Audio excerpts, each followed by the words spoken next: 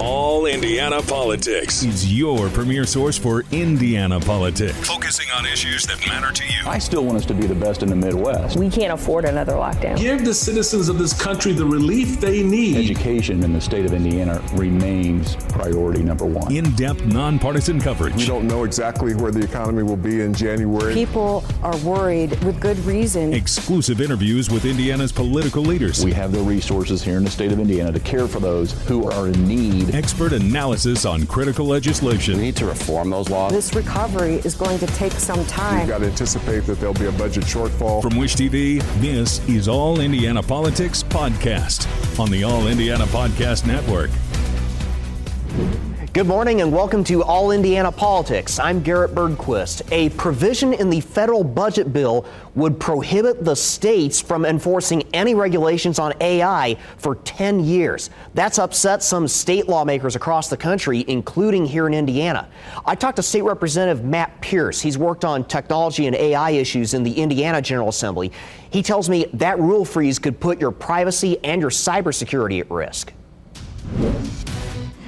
And joining us now is State Representative Matt Pierce. Representative, thank you for coming in today. You're welcome. The federal budget bill includes a 10-year ban on states enacting their own AI rules. Why do you view that as problematic? Well, it'd be one thing if the Congress was actually going to pass comprehensive regulation of AI that at least has minimal protections for consumers and society in general, but there's no indication Congress is going to get around to that anytime soon. So that essentially means by blocking the states, there'll be no one looking out and trying to determine whether or not some common sense regulations are needed. And it also, the way it's written, I think would wipe out a lot of things we've already done. So we're worried about deepfakes that are going on in AI, people misleading people during elections. There's lots of uses that AI could be put to that are a detriment, and a lot of states are stepping out and trying to address those. What regulations specifically here in Indiana do you fear this could jeopardize? Well, one example is we just recently passed a bill that addressed law enforcement using AI to identify suspects through lineups. And what we found is in some other jurisdictions, the law enforcement was getting a little bit lazy and relying completely on AI to sort out through facial recognition who may have committed a crime. And they weren't doing that basic police work to back it up and confirm it. And so we saw instances of innocent people being ensnared because the AI algorithm couldn't get it right. And so we passed a law that essentially says law enforcement, if you're going to use AI, you need to have some humans also doing good old-fashioned police work to confirm whatever AI might be suggesting is the suspect to pursue. What conversations have you and your colleagues had so far with Indiana's congressional delegation about that provision in the bill? Well, we haven't had, there's so many issues going on in Washington, so I'm not aware of if people have reached out to the U.S. Senate now, where this is probably ultimately going to be decided.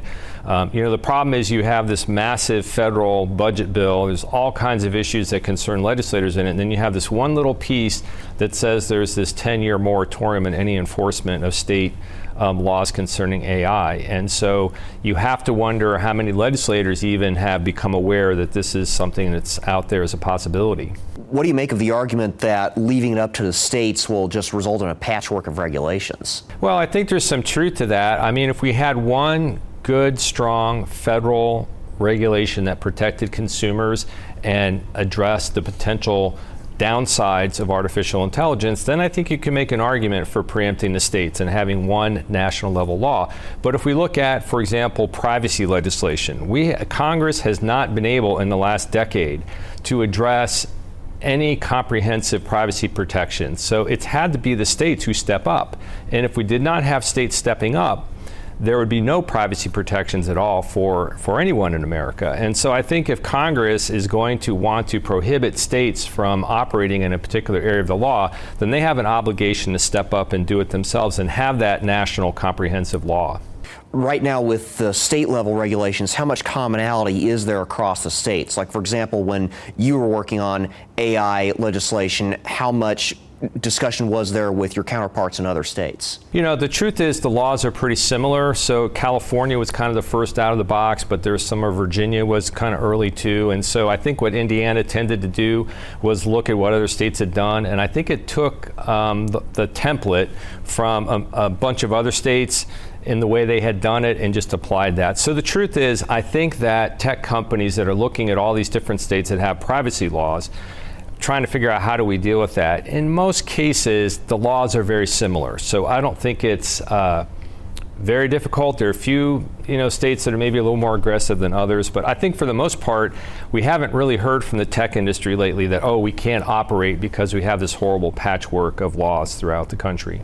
Based on the conversations you've had, what would the ideal set of AI regulations look like at the federal level? Well, I think that it could at least address the most immediate things that we're seeing, things like deepfakes. I mentioned the issue of law enforcement potentially using AI. So I think there's specific kind of negative things we're beginning to see emerge that could be addressed. But I think that on a broader context, you want to create kind of a system of ethics for AI, or kind of some guardrails, and require companies as they're beginning to roll things out to be thinking about what are, I need to test this AI algorithm, this system I've created, and think about what are the potential negative aspects of that.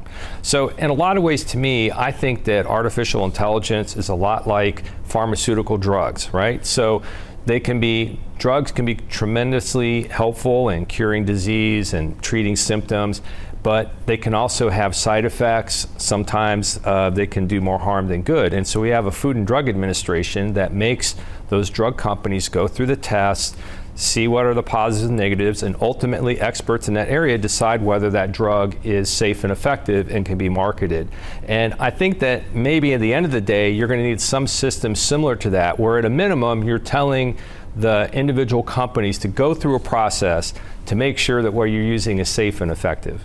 Senator Todd Young and I have spoken on this topic several times, and he's said that he believes that a lot of the existing federal laws can easily be extended to AI, such as laws dealing with child pornography, that sort of thing. Based on your own legislative experience, do you agree with that? I don't think in every instance. And so, for example, it's situations where, high schools are creating deep fakes where you have, their classmates being portrayed in sexual situations.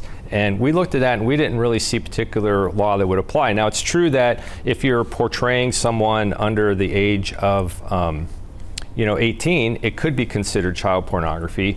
But on the other hand, if it's not using real people, so AI is kind of a fake image, then you have an additional layer where you have to prove that the deep fake is also obscene. And that's very difficult to do. That's a very long multi-part test to get through.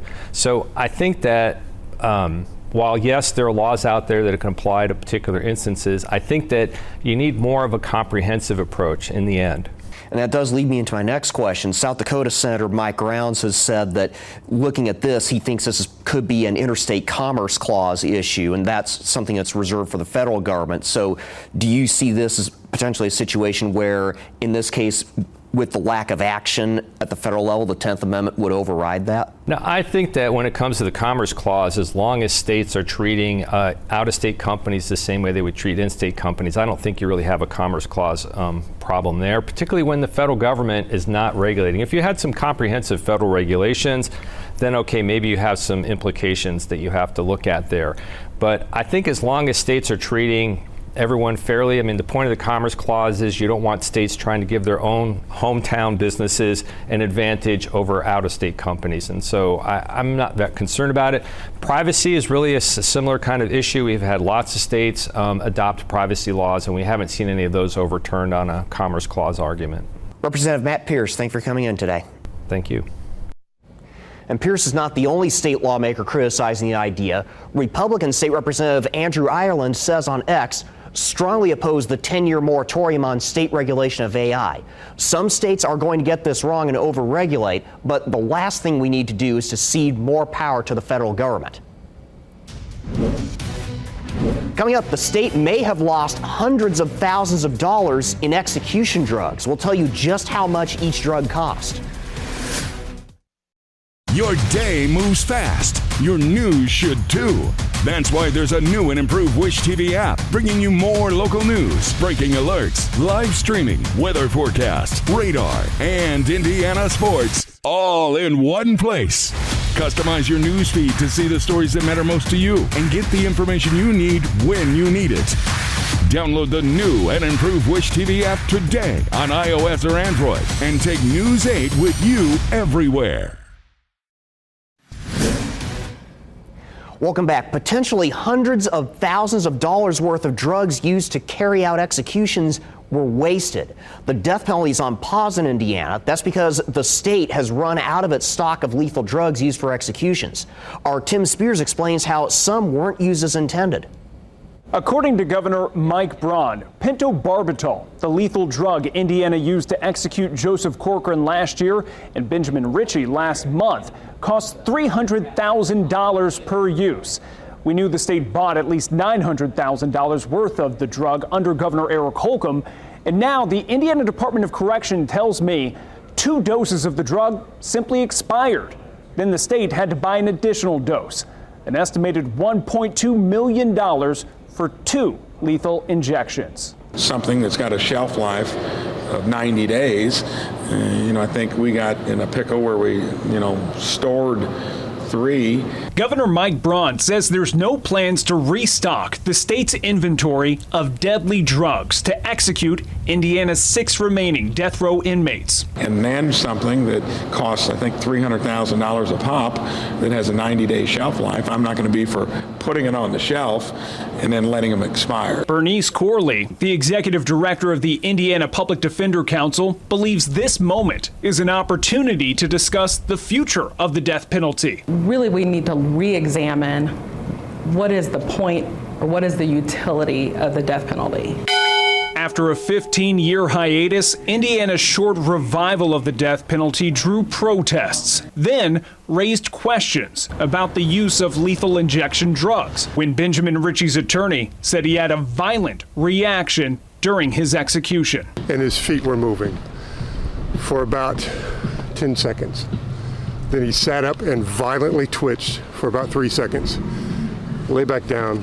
Definitely a very violent twitch. The Department of Corrections tells iTeammate Ritchie's execution was completed according to protocol. No media was allowed to serve as an independent witness. Governor Braun suggested, along with abolishing the death penalty, the state could consider alternate methods, like firing squad, which is used in other states. We got to address the broad issue of what are other methods, the discussion of capital punishment in general. Is there a humane way to carry out an execution? No, death is death. So we will consistently oppose the death penalty. Republican State Representative Bob Morris tells me he plans to once again introduce legislation for Indiana to abolish the death penalty next session.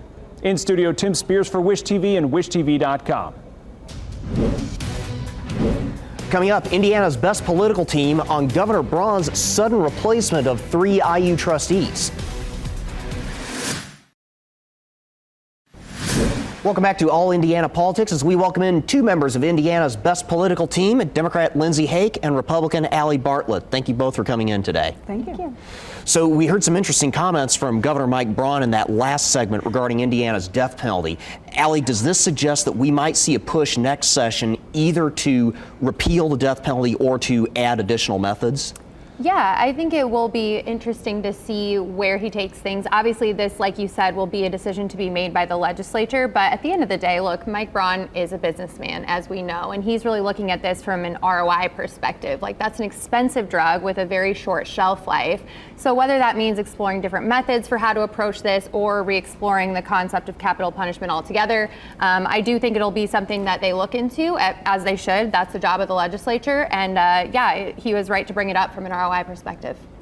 Lindsay, realistically, how much appetite is there in the General Assembly to make any changes to the death penalty? Well, this would not, if we were to discuss this in the 2026 legislative session, this would not be the first time that legislation regarding end-of-life care or even all of the criminal elements to the side of the conversation regarding law enforcement and how we carry out the justice system. That is not a new thing. You know, I know Representative Pierce, who we heard from in the A block, also has filed legislation regarding end of care and end of life care. I know that's different than what we're dealing with here in this scenario, but you know, to Allie's point, I think it's really important that we, first of all, we remember that the media is not allowed to watch these in Indiana. That's a problem. With sunlight comes accountability and a process to make sure that we're making sure that this is a humane way to carry out our law enforcement measures and justice. Now, it's worth noting that the only other state that explicitly does not allow media is Wyoming, and they don't have anyone on death row right now. Yeah, so this is an important topic. I absolutely expect it to be discussed next year, and if it's not, I'll be pretty disappointed. Well, speaking of the governor, Braun fired 3 alumni-elected members of the IU Board of Trustees on Monday, and one of those trustees still had about 2 to 3 years left on her term. Lindsay, the replacements include longtime conservative attorney Jim Bopp. What influence might those trustees have? Yeah, I mean, time will only tell. I mean, obviously their first meeting is June 12th, so we've got only a few days here to see what will happen. And they've got a pretty hefty agenda on their docket for Monday. But I'll be really honest with you. I can't endorse the Jim Bopp. There's so many IU alums, myself included, so disappointed that Jim Bopp is part of the framework now for the governing body of Indiana University.